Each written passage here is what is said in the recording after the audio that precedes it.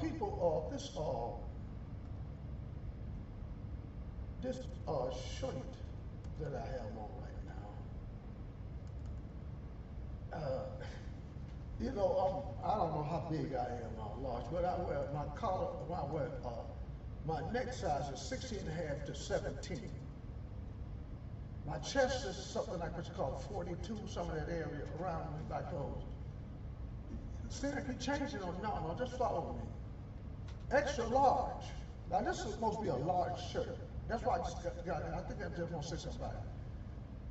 When I bought this thing, it says large. What you say, Doc? I said it says large. Oh, it says large. And it fits me for extra large shirt, extra large. So, and when I buy a medium, a lot of times it's just a little too tight. So all the clothes, what I'm saying, the size. If y'all watch it, listen to me good and clear. Extra large don't mean extra large. Triple X and all this type of stuff here. But people don't figure out and start guessing, say, well, everybody like to wear their clothes all saggy and baggy. And so they put these sizes on because they say they fit you good. I don't like walking around my shirts all out and everything else like that.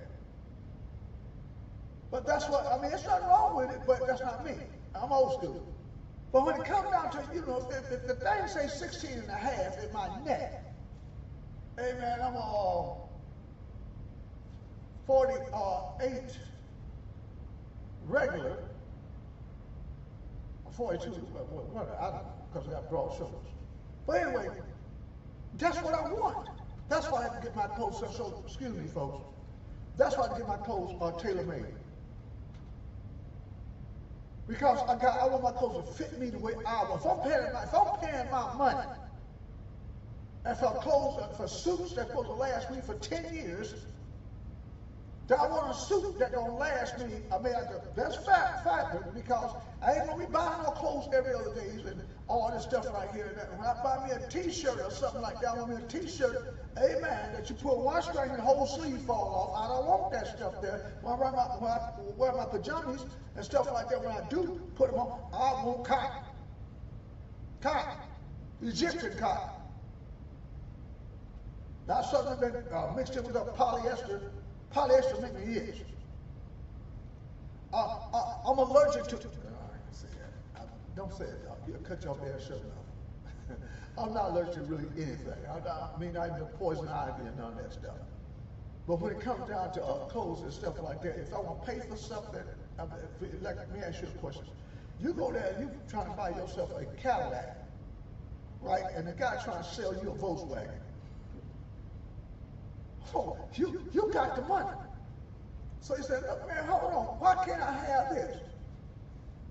I remember the sister and her husband first came to me and said, Pastor, I want you to pray for me that we get a house. I said, okay.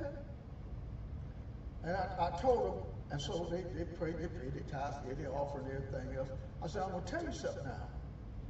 They're going to tell you, they're going to ask you why you need a house that big. They want a 4-bedroom house. They're going to ask you why you need a 4-bedroom house. Why you want a 4-bedroom house now? Why you need all that room? And this time you got a few kids. And you said, look, just tell them these words, these exact words. Say, I'm in the market for buying a house, and you're in the market for selling a house. And I want that house. When she go out, she don't know how deep it's gonna flow because she starts something. I mean, she starts something big time. I mean, big time. Because that's why everybody want a house built. Against all odds. Against all odds. Husband barely working. So she goes there at the time and she come right back there. They said, the man told me exactly what you said he's gonna say. He said that why would I need this and why I need that? And I told him, say, I'm in the market of buying a house. If you're in the market selling one, he looked at me and said, you really want this house? I said, yes. I said, all right, okay. So she goes at the time, and no way in the world that her credit and all this stuff, I'm not going to go through and all this. I said, just go and do what you're going to do. Just get prepared for your house. The man come back there and called and said, Miss So-and-so, I just don't understand. Your credit went through with fine colors, and you've been approved for it, and all you need to sign a few papers. Next week, I'm not lying, people, next week they was out there putting the foundation down for that woman's house. Are you hearing this? What a God we serve. After that, I said, well, she started, that's why everybody come, they want to do this, they want this, and they want this. Unsaved folks, amen, was running to her, asking her about this and all that stuff there. And so, but the thing is, she kept on saying, nobody but Jesus, nobody but God, nobody but God. Now, it seems like I'm chasing rabbits down a hole or something like that. It seems like that's what it sounds like, I'm going to beaver time, in the woods somewhere. But I'm not. That's a word for somebody out there. That's the reason why it seemed like I deviated, but I did not. Because somebody out there saying, asking questions, saying, if Jesus could come tonight, or he soon to come, then I don't need to be talking about buying a house. I don't need to be talking about buying this. Well, I got a word for you.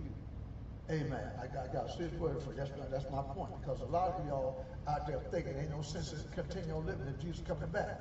Y'all remember Hale-Bopp comments some years ago back here over there in San Diego, these people called the Applegate. The people sold everything. They climbed to the top of the roof, put some sheets on their head, and they waited for they thought they were supposed to catch that. There was a sign of Jesus Christ coming back here.